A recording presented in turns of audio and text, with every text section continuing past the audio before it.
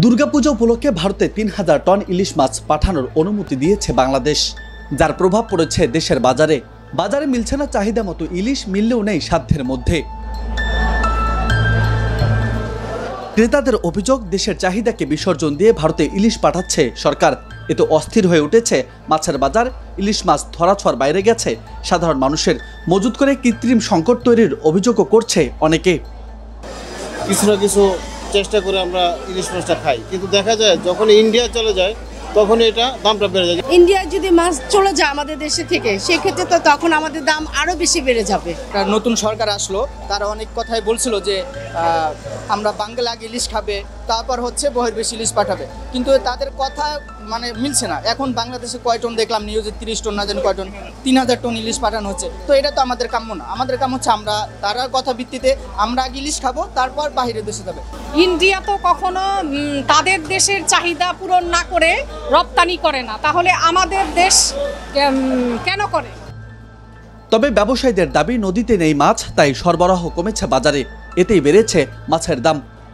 গতকালকে কিনছে 1 কেজি মাছ 1600, আজকে কিনে আনছে 1700। ইন্ডিয়া যাওয়ার লোকের মাছের দাম বাড়তেছে না, আরো বাড়বে সামনে। ডাঙ্গে মাছ কম, মাছ নাই, দাম বাড়বো না।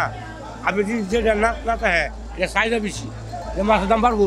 যে নদীতে যে পরিমাণ পায় সে থেকে খাওয়া গেলে বেশি, তারপরে মাছ পায় জাইলারা অল্প, খরচ বেশি। দেখা দেখে বোট বেড়াগতি টলা লইয়া নামায় যাবে, সাগরে যায়, তলাকে খরচ 2 থেকে 3 লাখ টাকা, মাছ পায় 4 লাখ টাকা। রাজধানীর বেশ কয়েকটি মাছ বাজার ঘুরে দেখা গেছে স্বাভাবিক দিনে যে পরিমাণ মাছ আসে বাজারগুলোতে, আজ এসেছে তার কম।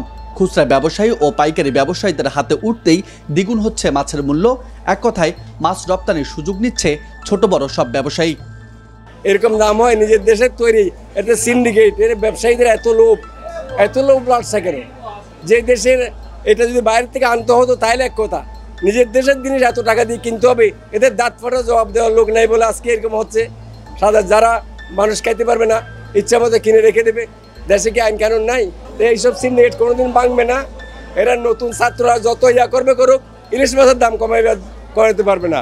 এরকম সব কিছুই এইভাবে থাকবে। এদিকে আগামী 24 সেপ্টেম্বর দুপুর 12টার মধ্যে বাণিজ্য মন্ত্রণালয় বরাবর মাছ রপ্তানির আবেদন করার অনুরোধ করেছে সরকার। অন্যদিকে মাছ রপ্তানি না করতে অন্তর্বর্তী সরকারকে আইনি নোটিশ দিয়েছে সুপ্রিম কোর্টের আইনজীবী মোহাম্মদ মাহমুদুল হাসান।